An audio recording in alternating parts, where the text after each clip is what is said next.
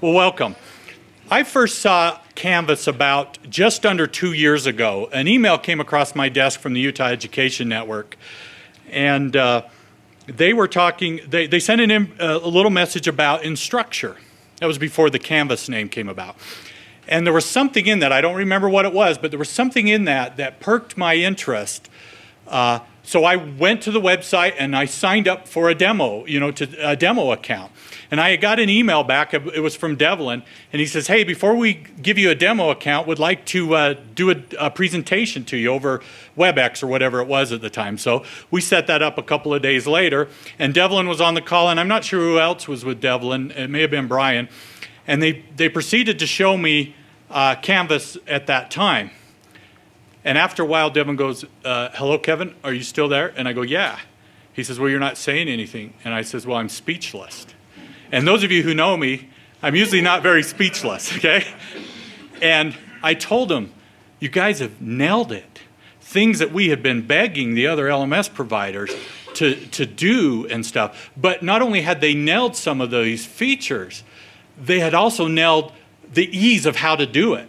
And as I go out on the internet and kind of search around for posts about Canvas, and as people review Canvas, they always talk about how easy it is to do stuff, but they seem to, all of them seem to say, not all of them, that there appears to be things missing. And I had the great opportunity to teach with it spring semester. How many here have actually taught college or high school students or professional type stuff in Canvas? Raise your hand. Okay, there's a good number of you. How many of your schools that you're here have actually adopted Canvas? Okay. How many of you are still piloting or thinking about it? Okay. I can tell you that my experience teaching this spring semester was a delight. My students loved it. I just found all kinds of gems as I went through it. That speed grader was released in February. I was the one quote on there that said it cut my grading time in half. Not the physical grading of an assignment, not the part about grading the student's assignment, and making comments, but just the mechanics of everything you had to do in other LMSs to download them and open them up and do all that stuff. That speed grader on that iPad, you can whip through that like nothing else. As I showed it to 2 faculty members the day after I downloaded it, you know what their reactions were? Jaw drops, literal jaw drops.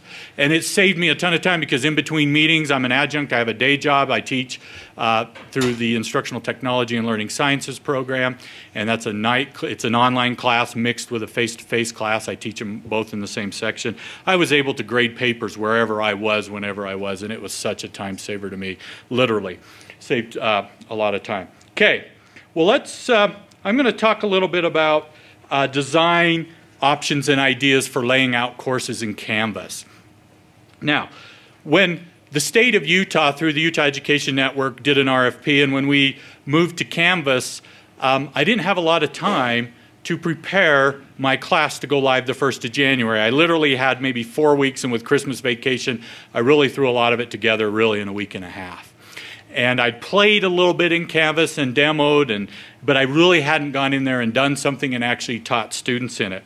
And I'm a big thinker type of a person. I like to think of, and in my experience working with faculty and students and designing courses has always been, I want to build a course that's easy to build, easy to maintain, and easy for students to navigate. Those are my 3 key goals.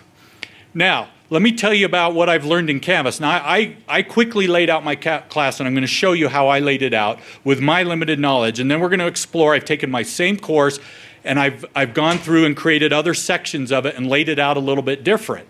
And there's actually one that's growing on me I want to test out the next time I teach. I only teach once a year. I'll teach again in the spring. But I want to test it out because a professor who taught this summer introduced it to me. Because I was going over there, no, you need to do it this way. He goes, no, I don't want to. I just want to do it this way because Canvas can do it this way. I thought, cool. So let me show you that because in my opinion, I think it's going to be pretty slick. Okay. So coming from the WebCT Blackboard environment, my colleagues and I had come up with an approach of a 3-icon approach. We presented it at a conference in 2005. It was like 3 icons. Start here, syllabus, course content, okay? That was our approach. Worked very, very well. It allowed us to gather the content, make it very easy for students to navigate, and we were also able to build in some mechanisms for it easy to manage for faculty.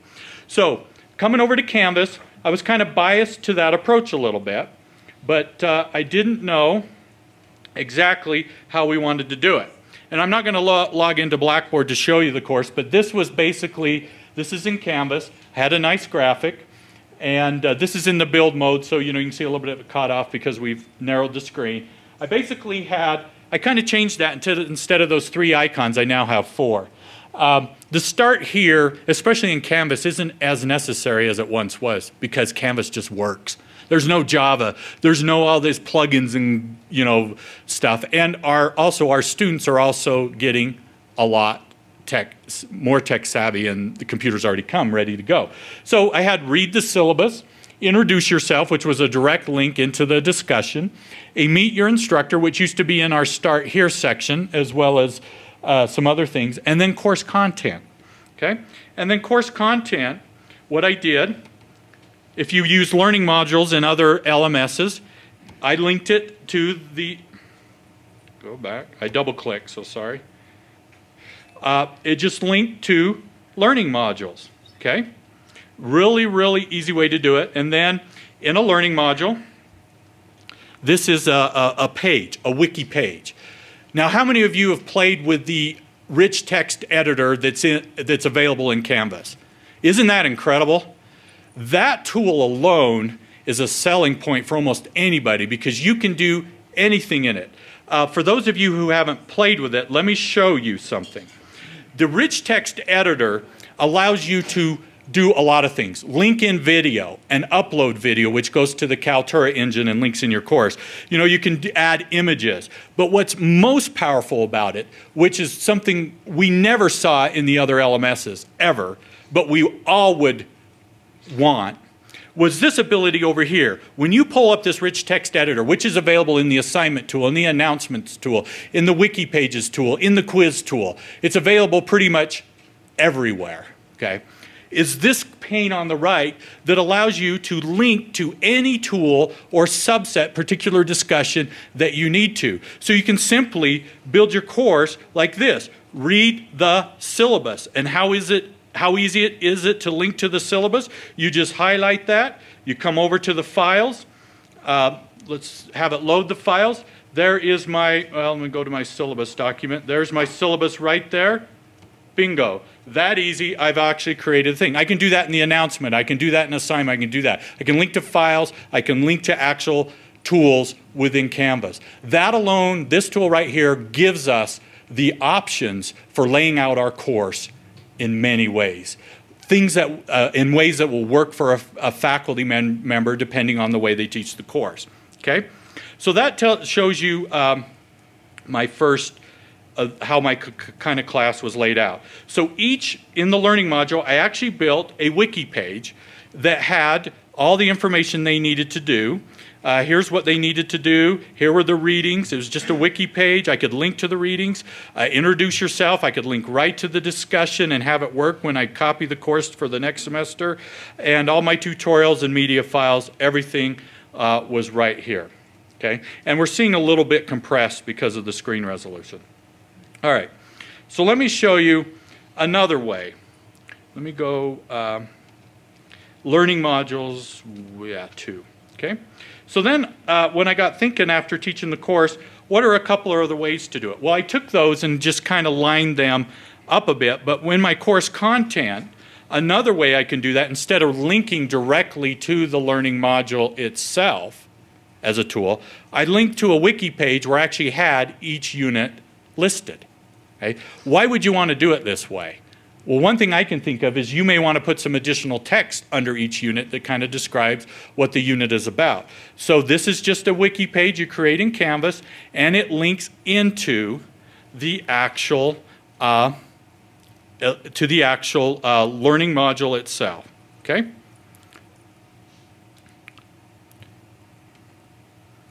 And you can also link to the individual pages within the learning module. Now, as I saw the last presentation on the iOS stuff, I may want to tweak that a little bit for the iPhone and the iPad stuff where they're going to be using learning modules to display stuff there. All right, now here's the one that's growing on me. Okay, this is the syllabus and assignment based. Now how you change what your home page looks like is right here. Change home page lookout or layout, and you have a bunch of options. A page I'll design myself. So my original course that you saw there, that was a page I designed myself. It's just a wiki page. I put links to the course content, to my syllabus, to whatever I wanted. By default, it's the course stream, you know, the communication stream. All right. The course module section, I can actually just have it display the course modules right on the home page. If that's the way I want to lay out my course, that's the way I can do it. And so you've got the communication stream, and then this is the assignment with the syllabus, which is the one I have chosen on this one. And this is the one the professor introduced me to, and I thought this is pretty cool. Let me just tell you why. If you've used the calendar tool in other LMSs, it did nothing almost. Okay, literally, it did nothing. You could put stuff in there, but it didn't link to anything, and it didn't really do any good in some of them. Okay, others a little bit better. Well, this is the tool that actually builds the course schedule for you based on your due dates of your assignment and other entries in your calendar. So this is the home page, and this is the one that really is growing on me for probably maybe the easiest one to update as a faculty member and build. Because why? Build your assignments, put your stuff in the calendar, other things. It builds this schedule for you. That appears in the to-do list and other things for the students. And then I was actually able to go to the, see this edit syllabus description? Here is that rich content editor, and look what I was able to do right in here. I was able to put my graphic image and my link to my physical syllabus, which is a PDF document. One of my goals this next year is to figure out, do students still like syllabi in PDF format, or are we okay to do everything in an HTML format now within the you know, this rich text editor, and just have that, and do they still want to print them? I don't know. If you've got the answer to that one, let me know. There's a debate in our group about what's the best way to do that. So that's how easy it was to build this. So all I did was upload the syllabus. Everything else was built for me, and this takes me right to the assignments, which leads me to this. You know how what I did in that first one you saw, I'm going to go back to that. This Unit 1 content was an HTML or a wiki page. Built right in Canvas. I could copy and paste it out of Word. I put the links right in there. But then when it came time to go to the assignment for Unit 1 actually linked out to the assignment for Unit 1, where sometimes I would have to repeat the instructions that I already had on this wiki page for that assignment. So if you look at that, if I change the assignment, where am I going to be updating things? Maybe in a couple of places. Okay. Well, guess what? Because of that HTML editor, I got to quit calling it the HTML editor. Let me go here, see if this did it.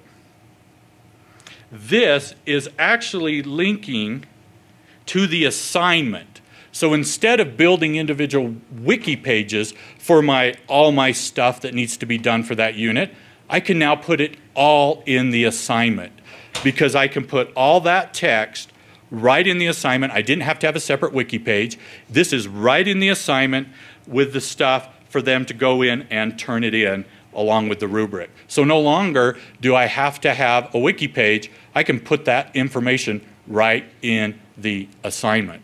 Okay? So I don't have to link to the assignment.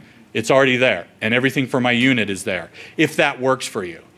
Does that make sense how that's laid out? It's actually that content, instead of its own wiki page, is literally in the assignment for that unit. Okay? So what would an instructor have to do? All they would have to do is change some text in the assignment, change the due date, and if you haven't seen how easy it is to change due dates from semester to semester, Canvas can help you predict when those due dates are as you bring it over. But let me just show you something here. Let me turn off a bunch of these because I got tons of courses showing. Let modules, which one am I? Oh, I'm in the syllabus and assignment. We want that one. So we'll just do that. You need to tweak your due dates. Just grab it, drag it. Okay, that's simple. I can just grab my due dates, drag them to where they need to be for this coming semester. Okay. When I'm all done, just go back to my my home page for that course. Let me go back into the course, and that is the syllabus and assignments. Bingo, it's updated all of my due dates just by dragging, dropping on that calendar. Okay. Now, is that pretty simple and easy to do? Could you teach a faculty member how to do that in about 10 minutes? Yeah. The faculty member who taught me didn't get taught by anybody. He just figured it out, and it looked cool, and it worked. Okay. Good question. How do you go from month to month? You dragged it in the same month, and that was easy. Right. How do I get it 5 months ago? What you do is when you copy the content for your next course or bring it over, Canvas will actually prompt you, do you want to adjust the assignment dates, and you can set a start date for your course. So it brings those over to what it predicts is going to be the due date for that course. And you know, there's holidays and other things that happen, so then you're in the right month. You just need to drag. Could you drag from calendar month to calendar month? I'm going to guess you can. I've never tried it, never had to worry about it. Yes, I'm getting thumbs up from Instructure. Oh, can you just really briefly describe the workflow of building the assignments and the syllabus in that? Okay. In the beginning. Like if I had a brand new course and I wanted to do that very thing? Yeah. Okay. Okay, so the very first thing I would do is I would start over here in assignments. How much time we got, Matt? Just a little, 5-6 minutes. 5-6 minutes, okay. Briefly, so let's say I want to create a new assignment, okay? So I can come here, right here, and I can click plus. There's lots of ways to build assignments. I can do it right from the calendar tool. I can do it from various locations. So let's say it's assignment 14. I click a due date. We'll just say it's due August 10th. Okay, I can give it 10 points. And that's how easy it is to build assignment. Okay, that's already updated my calendar. Okay, then when I come into my brand new course, all I have to do is come here to the change page, homepage layout, because it's going to start with the communication stream by default. Okay, it's going to be a communication stream. I'm simply going to choose the assignment with syllabus list, hit update layout, and now all those things are right there. That's how simple it would be to do. Okay? Okay, syllabus is a PDF file that I built. However, Canvas has a tool to help you build a syllabus if you want to use that. So that first thing I see there was part of the syllabus or part of the assignments? Or? Which part? Like your icon. This, yeah, the graphic in this. Yeah, I simply went to edit syllabus description where I could type my entire syllabus in there if I wanted to. Or in my case, I put the graphic and then I put a link to a file. I simply highlighted, I typed some text, highlighted it, came to files, and I found the syllabus file and simply clicked on it. I think what he's asking is, like, you build the assignment and tag it to be included under the syllabus? No, you just build the assignments, and by choosing this page, they automatically appear. So that table below is automatically generated by you choosing this option to have it be your home page. If you do it in a module, though, you can put assignments within specific Yes, modules you can. You can. You could. The reason I like this one is I actually put, instead of building a mod, you could link to modules, but this one links you right to the assignments, and then I put all the instructions for that particular unit, because I can call an assignment a unit or a week or however I want to, and put it in there. How have you linked to your textbook there? I'm just curious. How did I what? How did you link to your textbook? Have you got that on board with Canvas, or is that offset off? When I linked to my textbook, there was a link in there. Yeah. We had actually, it was available in our Safari Books Online subscription through our library. Students could either buy it or link to it directly. Okay? All right. Let me show you a couple other quick ways in our couple of minutes that we've got. Some faculty, because they teach face-to-face, only want to throw up files. They're teaching face-to-face and they want to throw up files. Did you know that students have access to the files in the Files Manager? How many of you knew that? Yeah, a lot of you do. By default, those files that you put there are public and available to students unless you, as the designer or the instructor, lock them. Then they don't have access to them. So I just put a link using, I just did the edit page, put a link to course files, and guess what? There's the link to some folders. Will you do that? What's that? Can you select the ones that you want them to access? You can select the ones they can access by either locking the ones you don't or providing direct links to the one. Regardless, all files by default are public. You sort of touched on a question I had, was your choice between using the assignments for the course structure and the modules. I was wondering if you could sort of elaborate on why you picked one over the other. Okay. My initial background was always using learning modules. I loved them in WebCT. And they were very powerful for selective release options, and they still are in Canvas a powerful tool when you use selective release. Okay. I'm hopeful that we'll see selective release expand beyond on the modules, and I'm pretty sure they will. Learning modules are a great way if you have multiple pages of content that students need to navigate through, because with the learning modules you can also say they can't go on to the next module until they've completed a quiz and gotten a certain score, and then that module is released to them. So there's some power there that you wouldn't have in this other way. The way I just described was an easy way. You just build your assignments, choose the syllabus with assignment list as the home page, you're done. You're ready to roll. That would be great for a face-to-face class. It would also be great for a fully online course, especially when you go to the assignment in the rich text editor that's in the assignment, put all the information they need to know about that module. So there are some trade-offs. There's the pros and cons right there. And there's probably some additional ones. When you speak of locking files, are you speaking of in the settings area, just making it unavailable? No, it's right here in Files. When you click on Files, what you do is, I'll show you that real quickly. See this course schedule? Let me go over here. Right over here, there's a little lock. You just click on this, and it says, when file is locked, only teachers and TAs can access it. You say, lock this file, and now your students don't have access to it.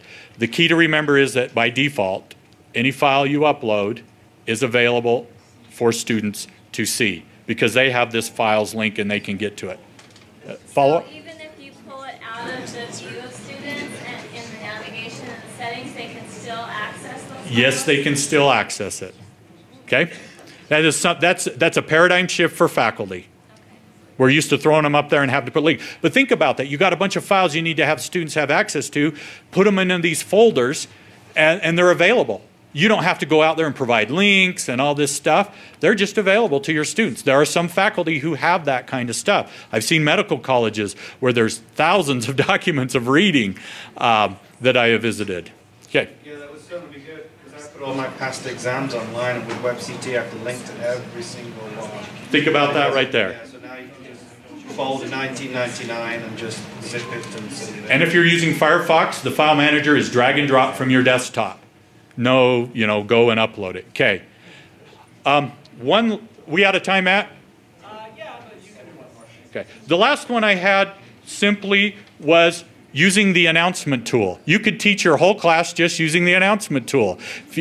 Literally, because you can link to anything. So you can post an announcement for next week's assignment and link to it. Anyway, that's my presentation. There are a lot of options in Canvas.